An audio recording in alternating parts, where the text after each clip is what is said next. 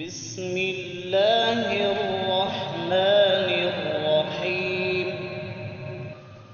والتين والزيتون وطور سينين وهذا البلد الأمين لقد خلقنا الإنسان في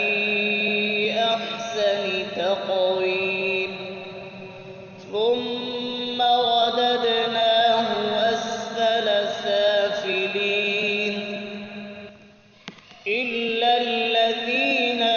آمنوا وعملوا الصالحات فلهم أجر غير ممنون فما يكذبك بعد بالدين أليس الله بأحكم الحاكمين